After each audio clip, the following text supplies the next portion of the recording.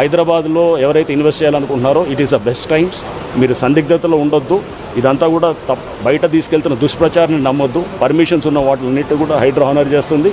And హెచ్చు తగ్గులు అనేది జనరల్గా జరుగుతూ ఉంటాయి. అది ఇప్పుడు కొత్తగా వస్తుంది ఏం కాదు. గతంలో 2008లో చూసాం, చాలా సందర్భాల్లో చూసాం. అది తగ్గుతుంటుంది, స్టెబిలైజ్ అవుతుంది, మళ్ళీ పెరుగుతుంది రియల్ ఎస్టేట్ మార్కెట్. ఇప్పుడు మళ్ళీ again Hyderabad real estate market you can see అది ఆ బాయన్సీ అనేది ఏదంటే ఆ ఇంక్రీజ్ అనేది మళ్ళీ మనకు కనబడుతుంది. సేల్స్ కూడా మనం ఈ మధ్య చూస్తున్నాం, చాలా విపరీతంగా పెరుగుతున్నాయి. రిజిస్ట్రేషన్స్ కూడా బాగా పెరుగుతున్నాయి. సో అండ్ న్యూ లాంచెస్ కూడా చాలా జరుగుతున్నాయి. సో ఇవన్నింటిని కూడా మనం తీసుకున్నప్పుడు Hyderabad is one of the best cities to invest. ఎందుకంటే ట్రాఫిక్ పరంగా చూస్తే యావరేజ్ స్పీడ్ దేశంలో మనం బెస్ట్ ఉన్నాము. అండ్ మనం లా అండ్ ఆర్డర్లో అద్భుతంగా ఉన్నాం. మన మెర్సర్ రిపోర్టు కూడా మనం చూస్తే కనుక పలు సందర్భాల్లో కూడా హైదరాబాద్ని ఫస్ట్ పెడుతుంది.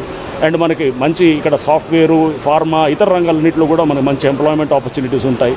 అండ్ చాలా రీజనబుల్ స్టాండర్డ్స్ ఆఫ్ లివింగ్ తోటి, అంటే మన క్వాలిటీ ఆఫ్ లివింగ్ మంచిగా ఉంటూ అందుబాటులో ఉండే ప్రైసింగ్ తోటి ఉండేటటువంటి సిటీ ఇది.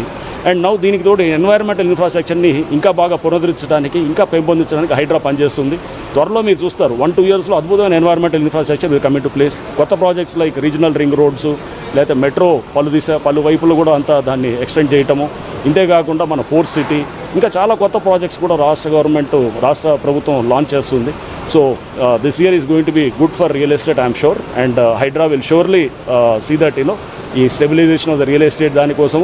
అండ్ ప్రజలు ఎవరైతే కనుక ఇన్వెస్ట్ చేస్తున్నారో వాళ్ళకి బెటర్ రిటర్న్స్ తప్పకుండా వస్తాయి. అండ్ ఈ కరెక్షన్ అనేది ఎప్పుడు జరుగుతూనే ఉంటుంది. అండ్ బెటర్ ఎన్వైరన్మెంటల్ ఇన్ఫ్రాని తీసుకురావడంలో హైడ్రా ముందుండి పనిచేస్తుందని చెప్పి కూడా నేను తప్పకుండా చెప్తాను.